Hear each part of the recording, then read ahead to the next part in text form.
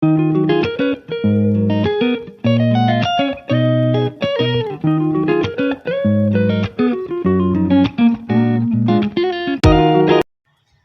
Bu. Oh, ini aja ya. Iya, Bu. Jadi apa maksud dan tujuan Eja datang ke sini siang ini? Mau bimbingan konseling, Bu. Mau bimbingan konseling. Sebelumnya Eja ada pernah melaksanakan bimbingan konseling?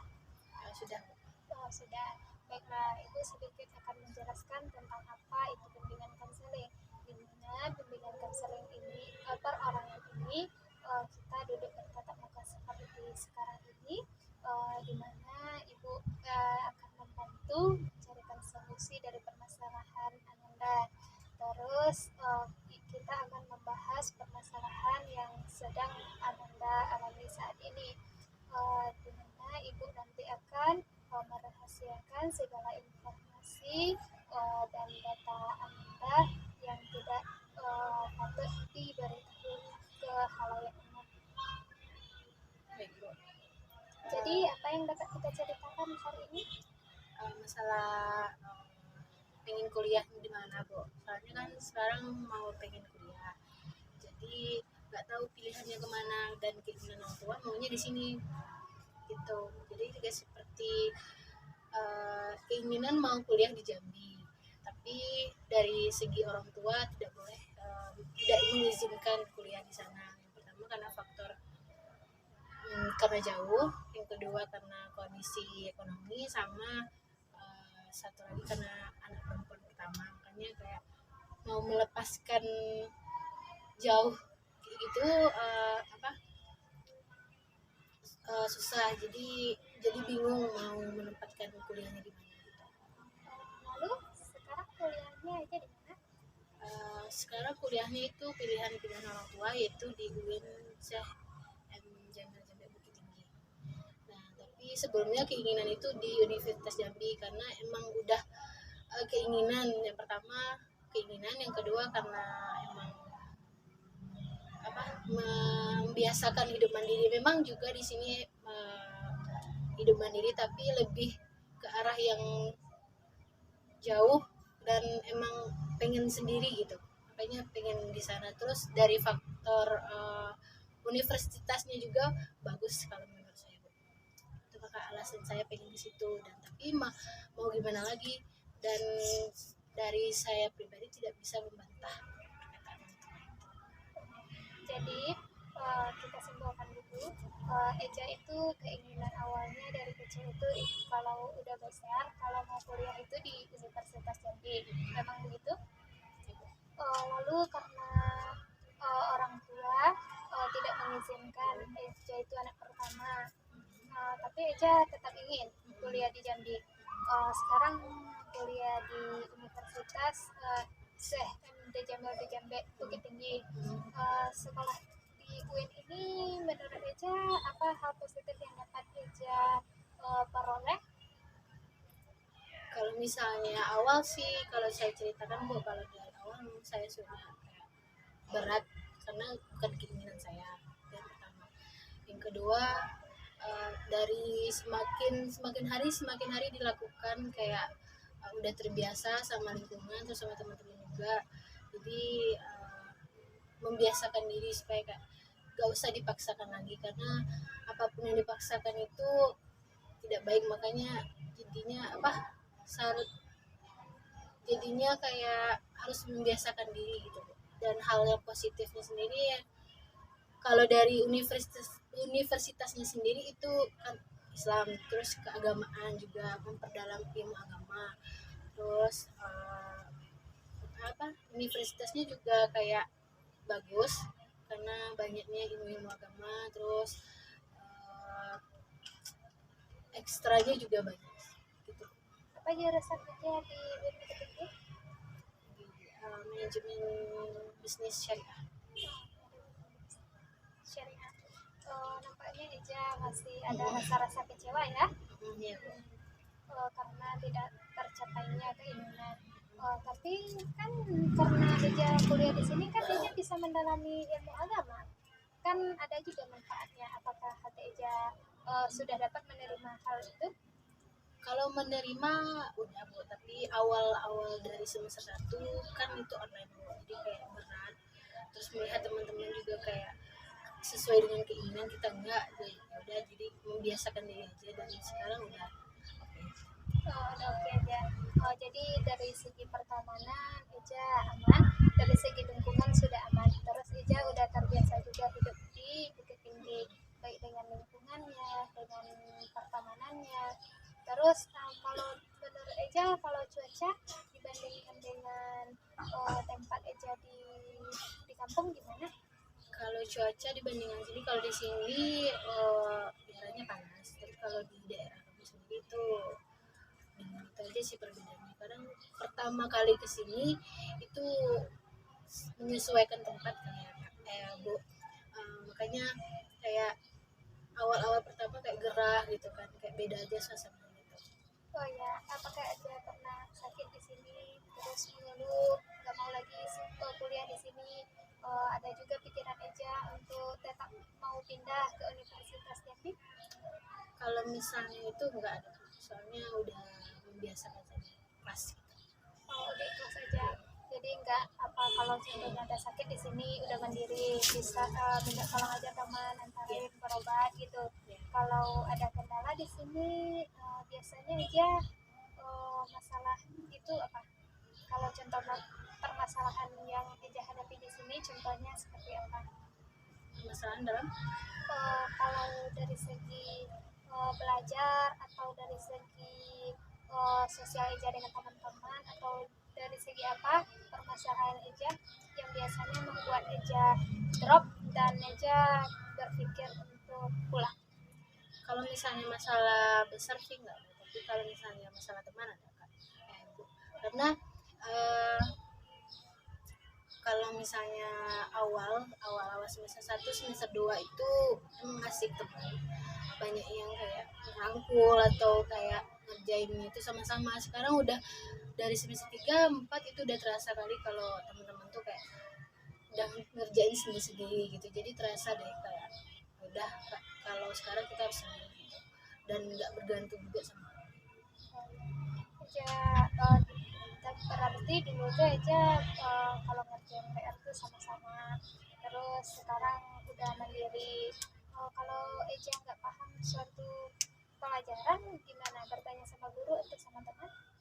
Tergantung situasi dan kondisi. Kalau misalnya nggak paham, kalau dosen nerangin terus nggak paham di saat di kelas, langsung ke dosen.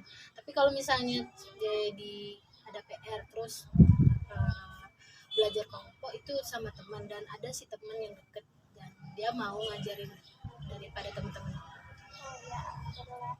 Jadi Eja yang semulanya nggak minat di sini menjadi minat, terus Eja udah paham juga lebih banyak agama, lingkungannya dan lain-lain. Terus dari segi pertemanan ada juga yang membantu Eja dalam belajar. Jadi kuliah di sini itu tidak seburuk atau senegatif yang Eja pikirkan. Yang semula Eja ingin di dekat Universitas Jambi, ternyata di sini juga ada juga hal positifnya. Mungkin di antara dua universitas itu ada poin positif, ada juga poin negatifnya. Lalu ada lagi yang dapat kita ceritakan hari ini? Minta solusi sih Bu, solusi tentang kayak ngadepin teman yang di depan baik, di belakangnya kayak ngomongin kita gitu sih. Solusinya supaya kita ngadepinnya kayak mana gitu. Kan di kuliah juga kayak gitu kan. Nah jadi kita memposisikan diri terhadap teman tuh kayak mana gitu. Apalagi di lingkungan kuliahnya gitu. Menurut Eja, contohnya Eja punya teman baik kan. Kalau seandainya Eja bermuka dua lah istilahnya, kalau sekarang ini kan bermuka dua, jadi pas dekat kita dia itu baik sekali, kalau di belakang kita itu dia ngejek kita kan. Kalau menurut berarti Eja itu meminta ibu untuk Saran kayak solusi kayak mana menempatkan kayak diri gitu. menasihati atau gimana, atau memberi contoh atau gimana? Kayak ngadepin solusinya tuh kayak mana ngadepin orang itu gitu supaya kita tuh bodo amatan lah, nggak kepikiran gitu, nggak kepikiran sama orang itu. Berarti tipsnya gitu, tipsnya untuk diri Eja sendiri gitu. Kalau menurut ibu sih begini aja, contohnya Eja memiliki teman yang seperti itu. Di depan Eja baik, di belakang Eja tidak baik. Jadi kalau untuk diri kita pribadi itu jangan terlalu dipikirkan uh, yang akan membebani diri kita sendiri. Hal itu kan yang ada di pada orang lain kan, bukan pada diri kita. Uh, Mungkin orang lain itu seperti itu karena ada niat-niatnya yang belum ikhlaskan dalam pertemanan. Dia belum mengenal Eja seutuhnya dan Eja belum mengenal dia, jadi kita tidak bisa menjudge orang itu seperti itu kan. Jadi kalau untuk diri kita pribadi itu jangan terlalu dipikirkan, contohnya dia begitu ya biarkan saja, itu kan menjadi sikap atau bawaan dia sendiri, bukan diri kita. Diri kita itu mungkin semulanya belum baik, menjadi lebih baik. Yang semulanya belum ikhlas karena menghadapi sikap orang yang seperti itu menjadi lebih ikhlas lagi. Caranya itu kita layani aja dia seperlunya saja, tidak melayani dia itu apa namanya tuh, terlalu melayani kayak persahabatan gitu. Kalau berteman boleh, tapi berteman selayaknya teman-teman kita yang lain aja. Kalau menurut itu sih gitu. Kalau Tapi menurut pandangan aja, kalau misalnya dibiarin aja kan kok kadang niat orang itu kesal gitu. Kalau misalnya dia nggak tahu kalau kita tuh udah tahu dia kayak gitu sama kita. Tapi kalau seandainya kayak ketemu tuh kesal kali, soalnya dia tuh udah ngomongin kita di belakang gitu. Nah kalau misalnya dibiarin tambah makin makin menjadi gitu, jadi kayak kesal tuh tiap hari gitu. jadi Eja satu kelas sama dia kan bukan? Satu kelas sih enggak, beda beda beda jurusan. Beda jurusan tapi berteman lah gitu. Eh, Kayak gitu. Kalau menurut ibu pribadi ya, kalau dibawakan ke diri ibu sendiri, kalau ibu itu kalau belajar hanya pergi kuliah lalu belajar dengan sungguh-sungguh, lalu ibu pulang. Kalau untuk berteman itu ibu hanya sekedarnya saja, tidak terlalu memiliki sahabat, memiliki geng, itu ibu tidak. Karena kan punya risiko kan, kita juga punya kehidupan pribadi, orang itu juga punya kehidupan pribadi di mana dia itu akan melakukan apa namanya tuh, melakukan apa yang dia inginkan. Contohnya dia kan ingin, contohnya orang itu kan dia ingin pergi jalan-jalan aja kalau pulang sekolah, kan ada jenis tipe teman seperti itu kan, ada yang langsung pulang, ada yang ngerjain tugas di kelas bersama-sama, kan ada contohnya orang yang seperti itu. Ada juga tipe teman itu dia tuh kan kayak yang tadi tuh, kita tidak sekelas tapi kita punya teman yang kayak gitu. Kita cara menghadapinya itu ya kita komunikasikan dengan dia, contohnya apa yang tidak kita suka dari diri dia itu kita ngomongin secara baik-baik. Apakah Eja udah pernah bilang ke orang tuh kalau Eja Bilang nggak sih suka kayak enggak, gitu? soalnya kalau misalnya bilang langsung tanpa bukti kan nggak mungkin nanti dibilangnya kita nuduh atau apa gitu. Jadi mau bilang ke orangnya itu buktinya nggak ada, soalnya kan informasinya dapat dari orang, terus bukti nyata pun nggak ada gitu. Jadi kayak ngomong langsung tuh segan ada, terus males gitu, nanti nambah nambah masalah. Oh, kalau Eja dapat informasi itu dari orang lain, menurut ibu jangan Eja terlalu apa dulu terlalu percaya, karena kan kita belum tahu yang sebenarnya. Jadi sebaiknya, karena teman Eja itu nggak sekelas juga kan, jadi kan nggak ketemu tiap hari, jadi nggak terlalu membebani. Karena tahunya dari orang, Eja tanya dulu ke teman yang bersangkutan. Eja tanya secara baik, kapan waktunya yang tepat Eja itu bertanya, kira-kira jangan saat orang punya masalah Eja bertanya juga gitu, nanti kan ada masalah baru yang timbul gitu. Contohnya Eja itu bisa contohnya teman itu biasanya libur hari apa? Kalau liburnya nggak tahu sih bu. Kalau nggak tahu, kalau nggak tahu Eja liburnya pergi aja yang main-main ke sana, ke tempat dia, ke kos dia contohnya kan. Terus aja bilang ke dia benar gak kayak gini. Kalau nggak benar, Eja jangan kucilkan teman Eja yang lain, berarti Eja udah tahu dong sifat masing-masing teman kita ini. Jadi karena Eja sudah tahu sifat masing-masing teman Eja ini, kalau nggak benar yang sebenarnya yang dikatakan oleh teman Eja tadi kan, Eja simpan aja sendiri. Jadi mana yang patut Eja jadikan teman, mana yang tidak. Eja paham? Paham. Baiklah, ada lagi yang mau Eja ceritakan? Cukup. Cukup. Karena Eja udah bilang pertama kali tadi sama ibu, Eja mau ada urusan dan ibu yakin masalah Eja ini akan selesai. Jadi apa komitmen Eja terhadap masalah Eja ini?